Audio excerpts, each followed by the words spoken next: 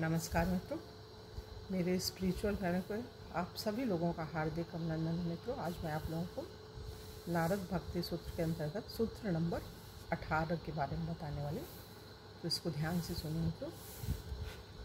शांडिल्य मुनि कहते हैं, शांडिल्य ऋषि कहते हैं कि भक्ति परमात्मा में आनंद लेने के मध्य समस्त अवरोधों के निष्कासन का फल है। भक्ति क्या है इनके अनुसार? शांडिल्य ऋषि के मतानुसार भक्ति परमात्मा में आनंद लेने के मध्य समस्त अवरोधों के निष्कासन का फल है। जब हम भगवान में आनंद लेंगे तो जितने अवरोध हैं ऑटोमेटिक अपने आप स्वतः समाप्त हो जाएंगे। ये इनके कहने मतलब। शांडिल्य आत्मरति आत्मा में आनंद लेने की बात कहते हैं। आप लोग समझ सकते हैं तो, किंतु आत्मा में आनंद लेने का अर्थ क्या है? भक्ति विज्ञान के अनुसार जो जीवात्मा को आनंदित करे, भक्ति विज्ञान के अनुसार जो जीवात्मा को आनंदित करे वह परमात्मा की भक्तिमय सेवा ही है।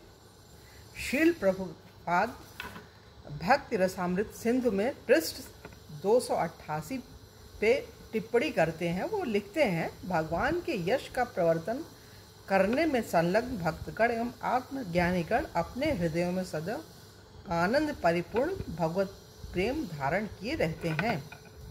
अतः वे आनंद चंद्र की किरणों से लाभान्वित होते हैं तथा संत जन कहलाते हैं। संत किसको कहते हैं? ये परिभाषा भी एक संत की भी मिल गई इसमें। ब्रह्मभूत अवस्था अथवा अपना नित्य स्वभाव खोज निकालने का आनंद आध्यात्मिक जीवन का प्रारंभ मात्र है। मतलब अभी बहुत कुछ चीज़ें हैं इसमें।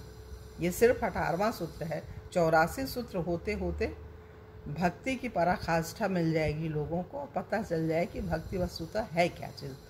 मुक्ति भी यदि वह जन्म और मृत्यु से निर्विशेष मुक्ति हो तो परम लक्ष्य नहीं है। आदि पुराण के अनुसार भगवान नाम जप में सदैव संलग्न व्यक्ति एवं भक्तिमय सेवा में संलग्न होने से दिव्य आनंद का अनुभव कर रहे व्यक्ति को भक्ति की सुविधा प्रदान की जाती है और मात्र मुक्ति कदापि नहीं दी जाती। वैदिक शास्त्रों में अनेक अन्य उदाहरण हैं जो प्रमाणित करते हैं कि भक्तिमय सेवा मुक्ति के अन्य सब प्रकारों का अतिक्रमण कर देती है। पद्म पुराण के अंश दामोदराष्टकम में एक भक्त प्रार्थना करता है, वरम देव, कहता है, वरम देव मोक्षम न मोक्षवाधिम वा न चान्यम व्रीणे अहम वरेशाद पी। हे भगवान दामोदर, यद्यपि आप सर्व प्रकार के वरदानों को देने में समर्थ हैं, वे निर्विशेष मुक्ति के वरदान हेतु आपकी प्रार्थना नहीं करता। मैं निर्विशेष मुक्ति के वरदान हेतु आपकी प्रार्थना नहीं करता, न ही वैकुंठ में नित्य जीवन रूपी सर्वश्रेष्ठ मुक्ति हेतु, न ही किसी अन्य ऐसे वरदान हेतु प्रार्थना करता हूँ।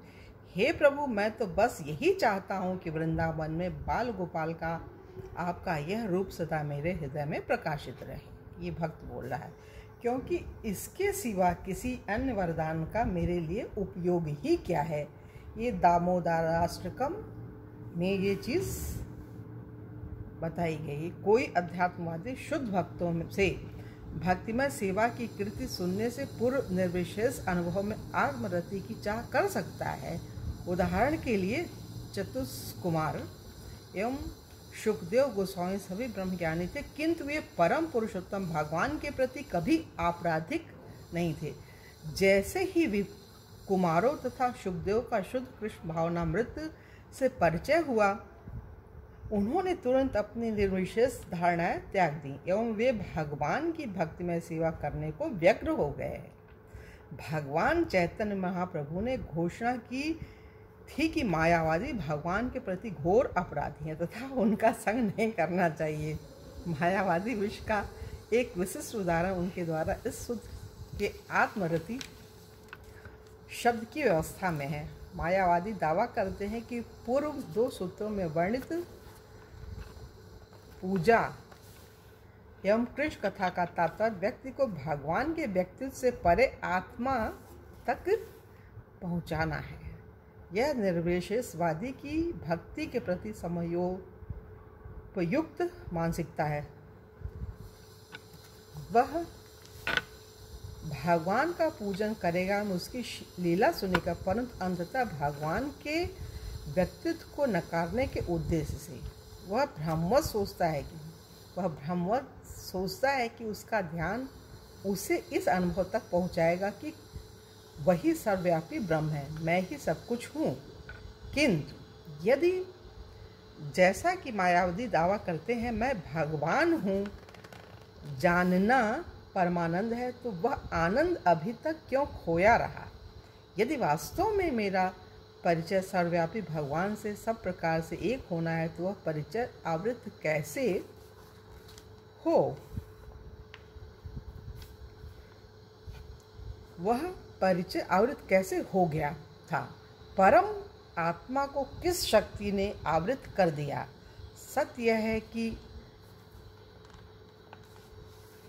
व्यक्तिगत आत्माएं क्षुद्र होने के कारण माया द्वारा आवृत होने में समर्थ हैं, जबकि परमात्मा भगवान कभी माया द्वारा आवृत या अपने सच्चिदानंद रूप से विलग नहीं होते। अतः जबकि व्यक्तिगत आत्मा कभी भगवान नहीं बन सकती, क्योंकि वह कभी भगवान थी ही नहीं। वह भगवान के नित्य प्रेमी दास के रूप में अपनी स्वरूप भूत सिद्धि के प्रति प्रयत्नशील हो सकती है। ये बात तो सही है। मायावादी वैदिक शास्त्रों के प्रत्यक्ष कथनों से सदैव पराजित होते हैं। भगवद गीता के आरंभ में अध्याय 2 और श्लोक संख्या 12 में भगवान कृष्ण स्पष्ट करते हैं कि वे एवं व्यक्तिगत आत्माएं, भगवान स्वयं और व्यक्तिगत आत्माएं दोनों नित्य से पृथक तत्वों के रूप में रहते हैं। कुरुक्षेत्र की रणभूमि में जहां 2 बड़ी सेनाएं युद्ध के लिए एकत्र हुई थी, कृष्ण अर्जुन से कहते हैं, वह समय कभी नहीं था जब मैं न था। भगवान क्या कर रहे हैं? वह समय कभी नहीं था जब मैं न था, न तुम थे, न ये सब राजे थे, और न ही भविष्य से कभी ऐसा होगा कि हम में से कोई नहीं रहेगा। कृष्ण इस तथ्य को बाद में पुनः व्यक्त करते हैं। इस तथ्य को पुनः व्यक्त करते हैं। वो कहाँ पे करते हैं? भगवद गीता में ही अध्याय 15 श्लोक संख्या 7 में भगवान बताते हैं। क्या बोलते हैं प्रभु? मम वांशो जीवलोके जीवभूत सनातन। इस बद्ध जगत में रहने वाले जीव मेरे सनातन अंश हैं। भगवान कह रहे हैं इस बद्ध जगत में रहने वाले जीव मेरे सनातन अंश हैं। ऋग्वेद एवं उपनिषद में कहा गया है कि व्यक्तिगत आत्मा एवं परमात्मा दोनों जीव के हृदय में रहते हैं। इसको पुनः सुनिए मित्रों। ऋग्वेद एवं उपनिषद में कहा गया है कि व्यक्तिगत आत्मा एवं परमात्मा दोनों जीव के हृदय में रहते हैं। मतलब हम जो व्यक्ति हैं, जो मानव भगवान ने बनाए, हमें मानव तन दिया है, इसमें दोनों ही चीज़ें हैं। जीवात्मा भी है, परमात्मा भी है, भगवान भी है। तभी तो हम सांस ले रहे हैं, तभी बोल रहे हैं, तभी समझ रहे हैं, तभी देख रहे हैं, सब कर रहे हैं। ये बात बिल्कुल सही है और हर व्यक्ति को मानना भी चाहिए। वो नहीं मानता है और सारी गलती, छल कपट, कुटिलता में लगा रहता है और अंत में भोगता है, उसकी जो गति नहीं हो पाती, भगवान की प्राप्ति उसे हो ही नहीं सकती ऐसे व्यक्ति को। परमात्मा या हृदय में स्थित भगवान की कृपा से व्यक्तिगत आत्मा परम पुरुषोत्तम भगवान की प्रेममयी सेवा के प्रति अपनी आनंदपूर्ण नित्य अवस्था का अनुभव कर सकती है। इसको मित्रों एक बार हम फिर से बोलते हैं। ऋग्वेद एवं उपनिषद में कहा गया है कि व्यक्तिगत आत्मा और परमात्मा दोनों जीव के हृदय में रहते हैं। जैसे पेड़ पर बैठे 2 पक्षी, अब सुनिए, जैसे पेड़ पर बैठे 2 पक्षी परमात्मा या हृदय में स्थित भगवान की कृपा से व्यक्तिगत आत्मा परम पुरुषोत्तम भगवान की प्रेममयी सेवा के प्रति अपने आनंदपूर्ण नित्य अवस्था का अनुभव कर सकती है। परम पुरुषोत्तम भगवान की नित्य सेवा से रहित भक्ति की कपोल कल्पना आसुरी मनों का कार्य है। प्रामाणिक भक्ति के अस्तित्व हेतु 3 पक्षों का होना सदैव अनिवार्य है। प्रामाणिक भक्ति के अस्तित्व हेतु 3 पक्षों का होना सदैव अनिवार्य है। पहला है भगवान, भक्त एवं भक्ति। भगवान, भक्त और भक्ति, ये 3 चीज़ों का होना परम आवश्यक है। ये नारद भक्ति सूत्र के 18वें सूत्र में बताया गया है। मायावादी लोग शास्त्रों के प्रत्यक्ष कथनों एवं महाजनों के शब्दों की उपेक्षा या उनका गलत अर्थ करते हैं। उनके अर्थों को यहाँ बताने की आवश्यकता नहीं, किंतु उल्लेखनीय है कि मायावादी अक्सर भक्ति शास्त्रों के प्रति आकर्षित होते हैं क्योंकि उनको अपने निजी ध्यान के अनुरूप अत्यधिक शुष्क प्रतीत होते हैं। अतः वे भगवत गीता, श्रीमद् भागवतम, नारद भक्ति सूत्र को अपनाते हैं, किंतु भक्ति के लक्ष्यों के विरोधी मंतव्य से भगवान विष्णु एवं उनके अवतारों के रूपों को भौतिक बताने का प्रचार करके मायावादी भगवान के प्रति घोर अपराध करते हैं, जैसा भगवान कृष्ण ने भगवत गीता में कहा है, अध्याय 9 श्लोक संख्या 11 और 12 में। जब मैं, अब भगवान क्या बोल रहे हैं अध्याय 9 के 11-12वें श्लोक में, जब मैं मनुष्य रूप में अवतार लेता हूँ तो मूर्ख मुझे नकारते हैं। भगवान कितनी बड़ी बात बोल रहे हैं, जब मैं मनुष्य रूप में अवतार लेता हूँ तो मूर्ख मुझे नकारते हैं। वे समस्त भूतों के मुझ पर महेश्वर के परम भाव को नहीं जानते। इस प्रकार विमोहित व्यक्ति आसुर एवं नास्तिक मतों के प्रति आकर्षित होते हैं। उस विभ्रमित स्थिति में मुक्ति पाने की उनकी आशाएं, उनकी सकाम क्रियाएं तथा उनके ज्ञान का अनुशीलन सब पराजित हो जाता है। इसको फिर से सुन लीजिएगा मित्रों। हम यथार्थ आत्मरति का अनुभव आनंद के आगार कृष्ण से हमारे नित्य प्रेममय संबंध के संदर्भ में ही कर सकते हैं। जब हम भौतिक इंद्रियों द्वारा आनंद की खोज करते हैं तब भी हम अपरोक्ष रूप से आत्मरति खोजते होते हैं। प्राणवान शरीर में आत्मा की उपस्थिति के ही कारण हम आँखों, जिह्वा या कानों से आनंद लेते हैं। अतः शारीरिक आनंद आत्मा के अस्तित्व पर निर्भर करता है।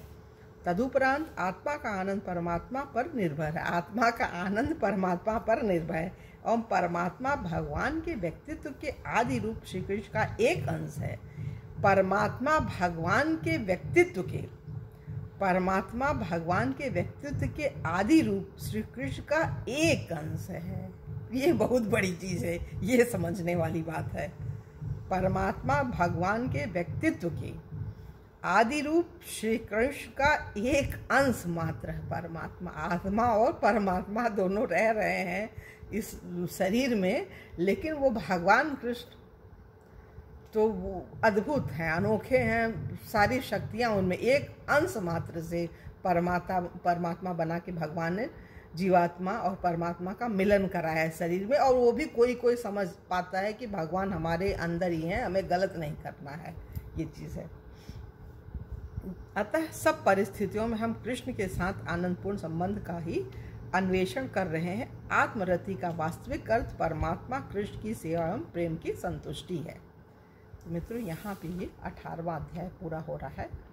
और आप लोगों से एक अनुरोध भी है मित्रों, यदि मेरे स्पिरिचुअल कनेक्ट आप लोगों ने सब्सक्राइब ना किया हो तो सब्सक्राइब कर लीजिए और ज़्यादा से ज़्यादा लोगों को शेयर भी कीजिए। चलिए हम अपनी वाणी को यही विराम दे रहे हैं और कल की वीडियो में 19वें सूत्र के बारे में चर्चा करेंगे। तब तक के लिए जय हिंद, जय भारत, ओम शांति, ओम शांति।